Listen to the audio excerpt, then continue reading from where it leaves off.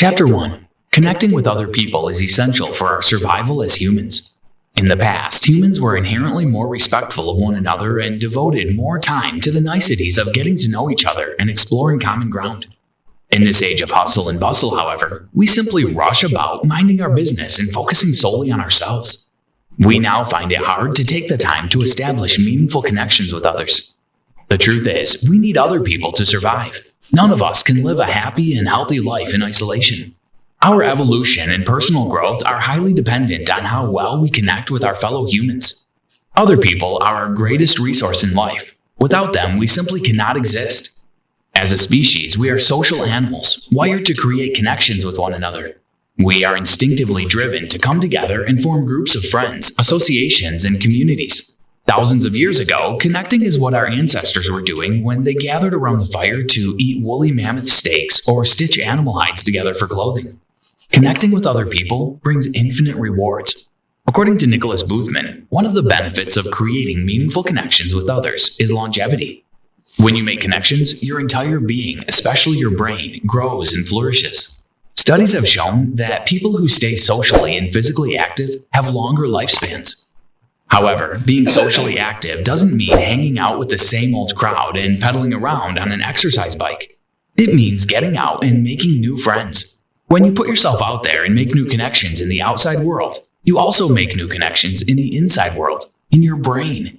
This keeps you young and alert. Chapter 2. Building relationships with others makes us feel safe and does our community a lot of good. When we are connected as a community, we look out for one another and provide strength and safety for one another. And when we feel strong and safe, we put our energy into evolving socially, culturally, and spiritually. Creating meaningful bonds with others makes us feel loved. Humans benefit from each other emotionally. None of us is a closed, self-regulating system.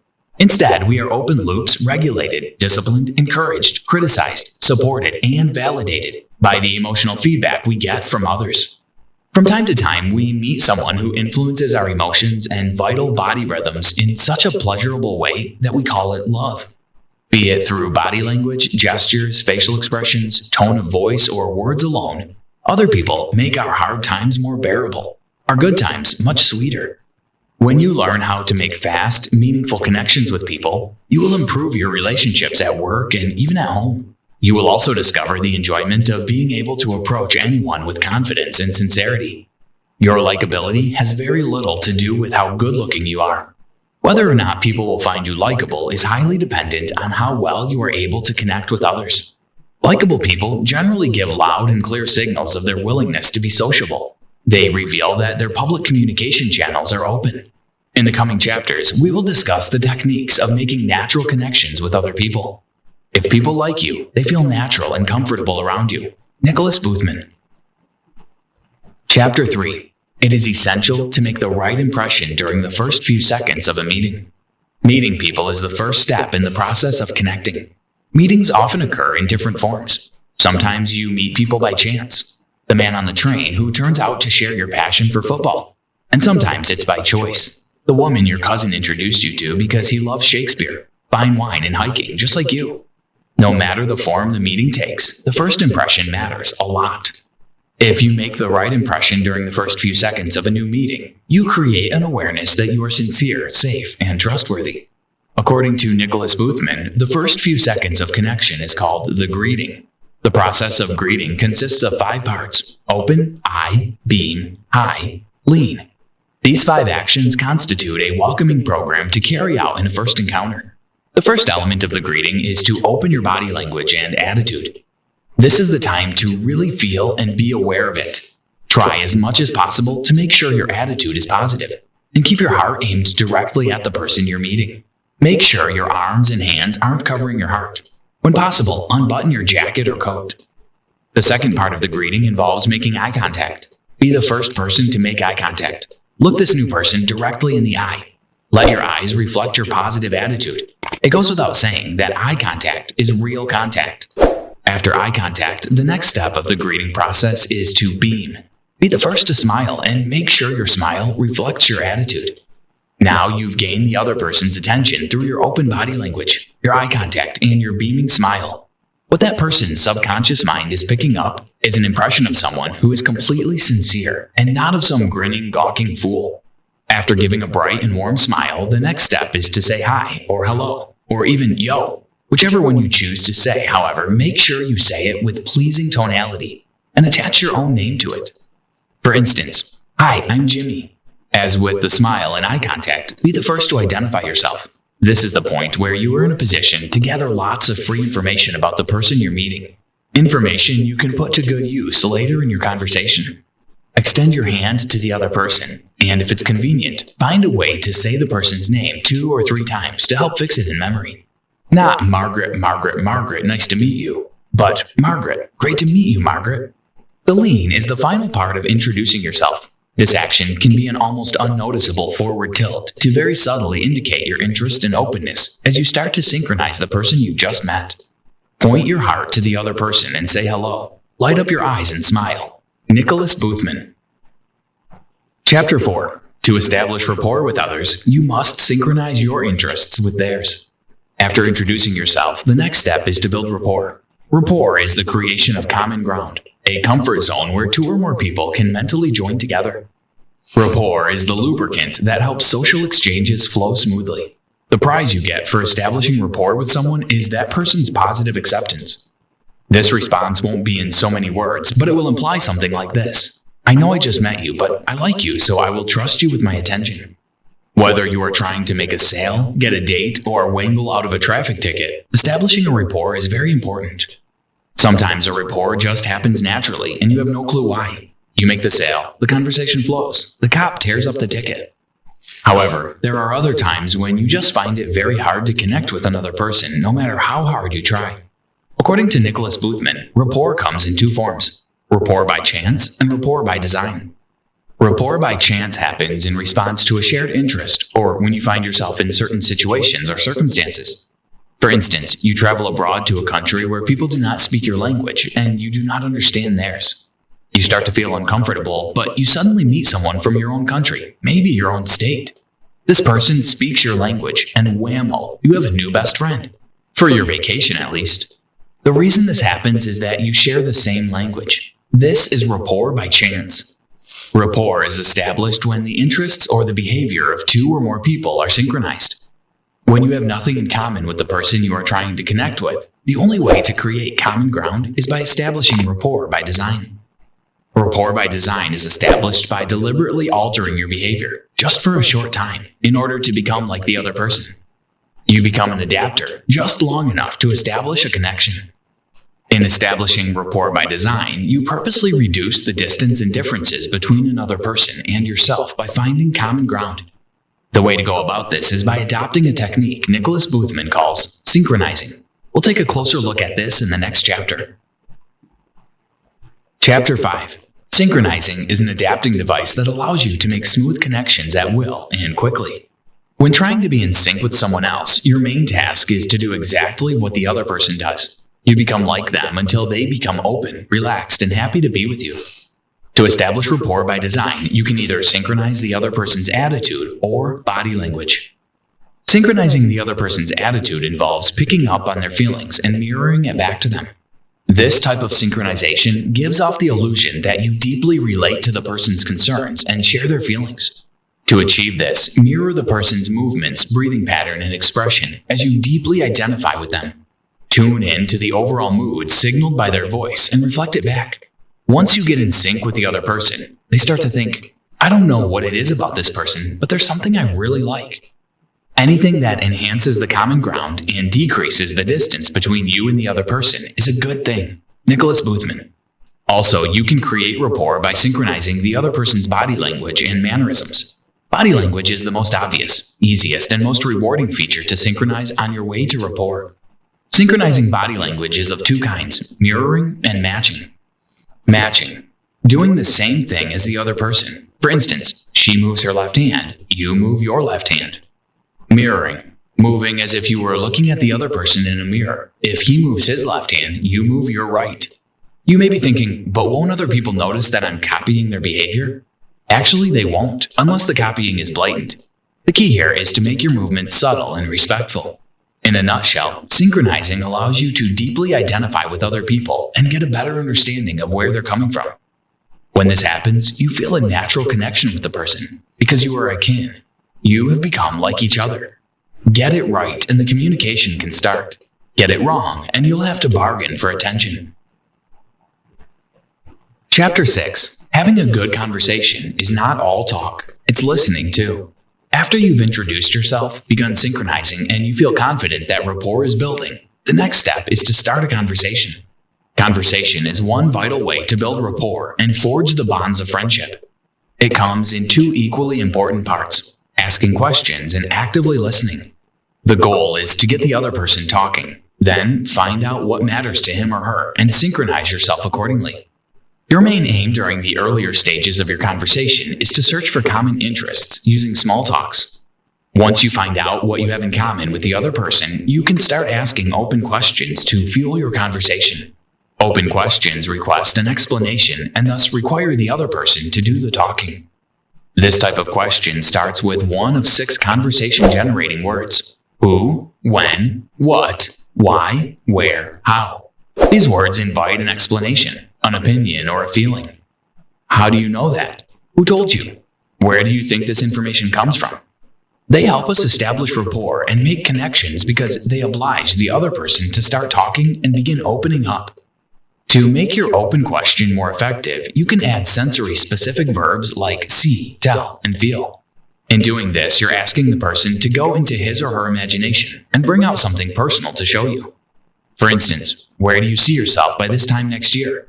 Tell me why you decided on Bali for your vacation. How do you feel about calamari? Closed questions will close off your chances of rapport-inducing conversation. Try as much as possible to avoid closed questions such as are you, do you, have you in your conversations.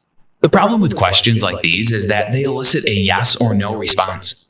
And once you've been given a response, you're back where you started. Then you will have no choice but to think of another question to maintain some semblance of conversation. The very fact that your question is open will guarantee that you quickly receive free information. Nicholas Boothman. Chapter 7. Active listening is the other side of the conversation coin. As a good active listener, you must demonstrate that you're truly interested in the other person. The key to being an active listener lies in making a sincere effort to absorb what that person is saying and feeling. You have to make an active attempt to grasp and understand the facts and the underlying feelings of what is being said. The goal here is to make the person talking feel that you're listening and feel that you care.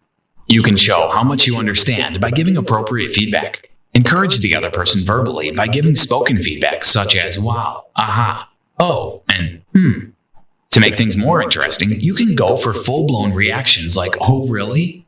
And then what? And you're not serious, so what did he do? Give physical feedback by using an open and encouraging body language. For example, nod in agreement and make plenty of eye contact, but don't stare. Look away in thought intermittently throughout the conversation.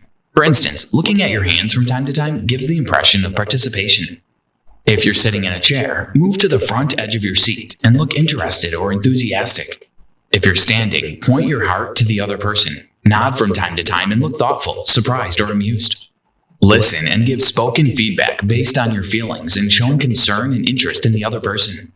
For instance, wow, I can't believe that you've been coming here for 3 years and we've never met. You seem so interesting and I really wish I would have made your acquaintance sooner. Any form of encouragement is welcome in a conversation. It keeps the ball rolling and shows that you're listening, even though you're not saying much. Chapter 8. Know what you want and adopt the best attitude to help you get it. Your mind and body are part of the same system. They influence each other. When you are happy, you look happy, you sound happy, and you use happy words. Your attitudes set the quality and mood of your thoughts, your voice tone, your spoken words, and most importantly, they govern your facial and body language. Attitudes are like trays on which you serve yourself up to other people. Once your mind is set into a certain attitude, you have very little conscious control over the signals your body sends out. Your body has a mind of its own, and it will play out the patterns of behavior associated with whatever attitude you're exhibiting. According to Nicholas Boothman, there are 2 different types of attitudes humans can exhibit, which is either a really useful attitude or a really useless attitude. And the type of attitude you choose to adopt is totally up to you. When you meet someone for the first time, you can give off an attitude such as anger, impatience, conceit, boredom, or cynicism. Conversely, your attitude can be really useful. You can be curious, enthusiastic, inquiring, helpful, or engaging. Whichever type of attitude you choose to exhibit will determine whether the outcome of your meeting will be a positive or a negative one. As far as communication is concerned, a useless attitude will get you nowhere. Let's say you just flew into Miami International Airport and you missed your connecting flight to Omaha. You simply have to get on the next flight at all costs. So you go up to the airline desk and shout at the representative. This is a really useless attitude. If what you want is to get the attendant's maximum help, the best thing you can do is to find a really useful attitude that will create rapport and get his cooperation. Did you know? No matter where you live or what you do, the quality of your attitude determines the quality of your relationships and just about everything else in your life. Chapter 9. Your posture, movements, and expression will speak volumes about you before you even open your mouth. Ask yourself, what do I want right now, at this moment? And which attitude will serve me best? Nicholas Boothman. Generally, useless attitudes tend to come from people who don't know what they really want from their communication. You should always know what you want from your communication and decide on the best attitude you need to get it. Once you know what you want and which is the most useful attitude to help you get it, your body language, voice, and words will automatically change to help you achieve your goal. For instance, take on a cheery attitude when next you meet someone new, and you will discover that your whole being will change to the part. Your look will be cheery, your sound cheery, and you'll use cheery words. In life, especially when it comes to face-to-face situations, your attitude precedes you. It is the central force in your life. It controls the quality and appearance of everything you do. Actions speak louder than words, and when it comes to creating rapport, your body language speaks louder than your words. No matter how good you are at sweet-talking, people still won't find you likable if you have a bad attitude. You will almost always come off to others, those you're meeting for the first time especially, as rude and dishonest. They'll only see you as someone who often says what they don't mean and is always more than ready to take advantage of others. So, to always appear likable and to be able to create meaningful connections, always exhibit a really useful attitude. If your attitude is positive, your body language, posture, facial expression will be positive, and you will almost always get what you want. Conclusion. Humans are social animals wired to create connections with one another. There is an innate desire in us to come together and form groups of friends, associations, and communities. None of us can live a happy and healthy life in isolation. Our evolution and personal growth are highly dependent on how well we connect with our fellow humans. Connecting with others makes us feel safe, loved, and makes us live longer. In order to create meaningful connections and increase your likability, you must be able to make good first impressions, establish rapport, and communicate effectively. More importantly, conversation is one vital way to build rapport and forge the bonds of friendship. It comes in two equally important parts: asking questions and actively listening. Learn to carry conversations by asking open-ended questions, and try as much as possible to listen actively, with full interest while the other person is talking. Your attitude always has a tremendous effect on the quality of your communication. Attitude is everything when it comes to building rapport and creating healthy connections. It controls the quality of your actions and outer appearance. When you meet someone for the first time, you can either give off a bad attitude or a great attitude. You can be cold, angry, impatient, or enthusiastic, warm, buoyant, and curious. Whichever type of attitude you choose to exhibit will determine how successful your meeting will turn out to be. If you want to communicate effectively and build meaningful connections, you have to cultivate good attitudes. Try this. Always have a positive and open attitude. Your attitude sets the quality and mood of your thoughts, your voice tone, your spoken words. It also governs your facial and body language. Hence, whether or not people will find you likable is solely dependent on the type of attitude you choose to adopt.